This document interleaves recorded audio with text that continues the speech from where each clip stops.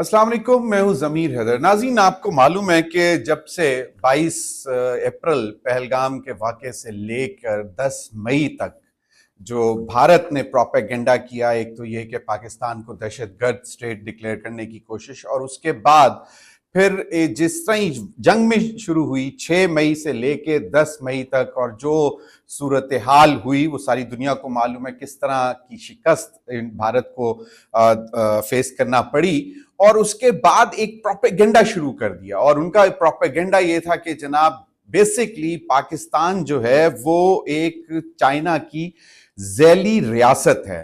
और ये प्रोपेगेंडा इसलिए शुरू हुआ कि जनाब चाइना ने मदद की है, और चाइना और पाकिस्तान जो है वो दोनों एक हैं। यकीनन चाइना और पाकिस्तान बहुत अच्छे और गहरे दोस्त हैं, और इसका इसमें किसी को कोई शक व शुबा नहीं हो सकता।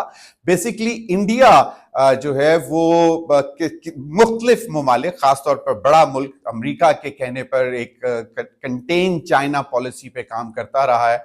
और अब ये जो जंग हुई 6 मई से 10 मई के दौरान, इस दौरान वाज़े हुआ दुनिया को कि पाकिस्तान जो है वो दिफाई लिहाज से, दिफाई इक्विपमेंट के लिहाज से कोई मामूली मुल्क नहीं है, और उसके पास माशाल्लाह से जबरदस्त किस्म का डिफेंस इक्विपमेंट है, चाहे वो एयरफोर्स के पास हो, चाहे वो बर्री फौज के पास हो, चाहे वो बहरिया के पास हो। तो ये एक प्रोपेगेंडा बनाया गया इस 10 मई के बाद के जनाब बेसिकली पाकिस्तान जो है वो चाइना की एक जैली रियासत है, और इसलिए चाइना ने उनकी बहुत मदद की। और वो जो एक के जी चाइना ने जैमर्स लगाए हुए थे, सैटेलाइट से कंट्रोल किया, इसलिए पाकिस्तान को बर्तरी हासिल हुई। उसके जो जंगी जहाज हैं वो दाखिल हो सके, और उन्होंने फिर राफेल भी मार दिए। हालांकि राफेल का अभी तक वो मानते नहीं है, लेकिन ये एक सूरत है। तो ये जो एक बाकायदा तौर पर ऑर्गेनाइज्ड कैंपेन चलाई जा रही है दुनिया को दिखाने के लिए कि जी पाकिस्तान जो है वो चाइना की एक जैली रियासत है, इसका जो ये जो प्रोपेगेंडा कर रहा है। और इसके हवाले से बरखा दत्त जो इंडियन जर्नलिस्ट हैं, उन्होंने इंटरव्यू किया किशोर महबूबानी। किशोर महबूबानी सिंगापुरियन डिप्लोमेट हैं, और ये सिंगापुर से परमानेंट रिप्रेजेंटेटिव रह चुके हुए हैं 2 दफा यूएन पे, और प्रेसिडेंट भी रहे हैं यूएन सिक्योरिटी काउंसिल के। तो ये कोई मामूली आदमी नहीं है। बरखा दत्त ने इनका इंटरव्यू किया, और उन्होंने फिर जो भी ये क्लेम्स या जो प्रोपेगेंडा भारत कर रहा था उसका जो है कलई खोल कर सामने रख दी। और ये इसलिए भी किया जा रहा था क्योंकि वो समझते थे कि हम अमेरिका को प्लीज कर लेंगे कि जी बेसिकली देखें, पाकिस्तान तो चाइना की एक जैली रियासत है, और चाइना ही लड़ रहा है बेसिक हमसे, और पाकिस्तान की तो इतनी हिम्मत नहीं है, मजाल नहीं है। तो वो जो एक प्रोपेगेंडा है उसको किशोर महबूबानी ने बिल्कुल डिस्पेल कर दिया, और उन्होंने कहा कि जी ये प्रॉब्लम से भारत की इस वक्त ये है कि जो भारत जो है वो पाकिस्तान और चीन के ताल्लुकात को सिर्फ भारतीय नुक्ता नजर से देख रहा है, मतलब इंटरनेशनल पर्सपेक्टिव से नहीं देख रहा। और उन्होंने वाज़े तौर पर यह कहा कि बेसिकली भारत जो है वो सिर्फ सीपैक और कश्मीर को देख रहा है। तो एक यकीनन कश्मीर तो एक फ्लैश पॉइंट है ही है, और सीपैक तो बेसिकली पाकिस्तान का और चाइना का मंसूबा है।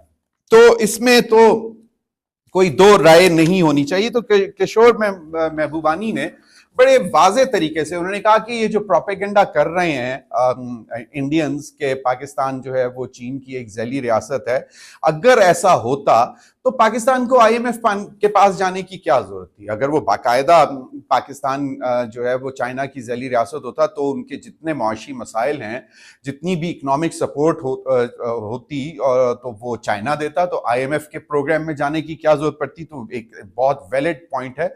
वैसे जिस पे मुझे याद आया कि इंडियन डिफेंस मिनिस्टर ने भी एक कुछ रोज पहले कबल स्टेटमेंट दी थी कि जी आईएमएफ को पाकिस्तान के साथ प्रोग्राम में नहीं जाना चाहिए क्योंकि वो एक दहशतगर्द मुल्क है और वो दहशतगर्दी एक्सपोर्ट करता है और वो जितने पैसे उनको मिलते हैं वो इसी एरिया में स्पेंड करते हैं टू प्रमोट टेररिज्म। तो उसका भी जवाब वाज़ेह था उस वक्त। मैंने पहले भी ये कहा था कि जनाब आईएमएफ जो है वो इन चीज़ों को नहीं देखता है, आप चाहे जितना मर्जी शोर मचाते रहें, आईएमएफ ऑन ग्राउंड आपकी इकोनॉमिक रिक्वायरमेंट्स और इकोनॉमिक परफॉर्मेंस को देखते हुए डिसाइड करता है कि उन्होंने आपके साथ प्रोग्राम में जाना है कि नहीं जाना।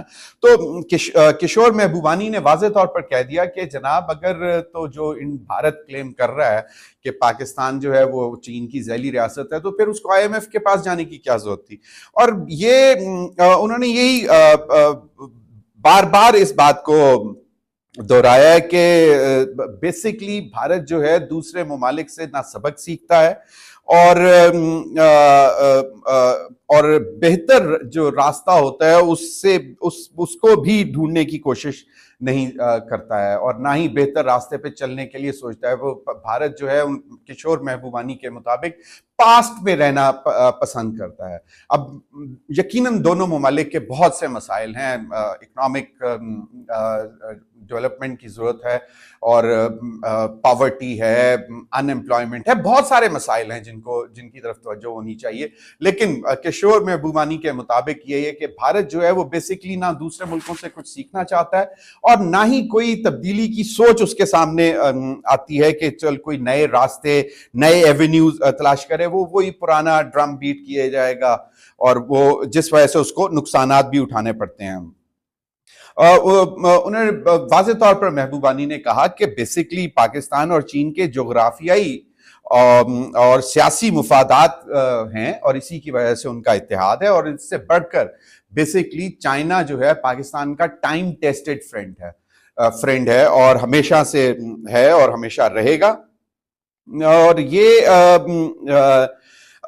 देखें, अब उन्होंने वाज़ेह तौर पर कहा कि जी अब इस टाइम के ऊपर तो खास तौर पर भारत को अपनी सोच में तब्दीली लाने की जरूरत है। उसकी वजह है कि अगर अमेरिका जो है वो बाकायदा तौर पर जितना चाइना के अगेंस्ट और जो जिस तरह भी रिसेंटली पहले ट्रंप एडमिनिस्ट्रेशन ने डिसीजन लिया कि जी टैरिफ्स इतने ज्यादा बढ़ा दिए कि दोनों ममालिक के दरमियान ट्रेड जो है मुतासर हो गई चाइना और अमेरिका के दरमियान, लेकिन अमेरिका फौरन रियलाइज कर गया और उन्होंने चीन को बाकायदा तौर पर अपना ट्रेड पार्टनर दोबारा चुन लिया, टैरिफ्स कंसिडरेबली रिड्यूस कर दिए हैं जिससे दोनों ममालिक को फायदा होगा। तो किशोर महबूबानी का ये ख्याल है कि अगर अमेरिका ये इस नजर से, इस सोच से आगे देख सकता है, चल सकता है, तो भारत को क्या मसला है।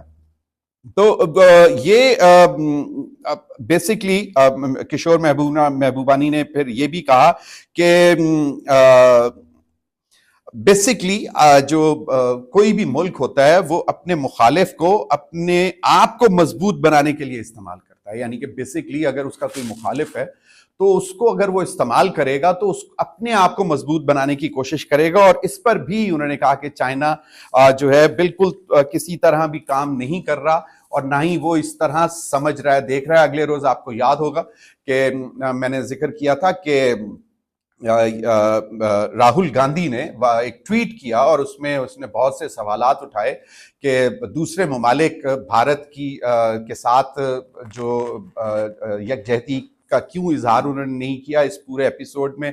22 अप्रैल से लेके 10 मई तक ना कोई जो भारत का नैरेटिव था उसमें किसी मुल्क ने साथ नहीं दिया।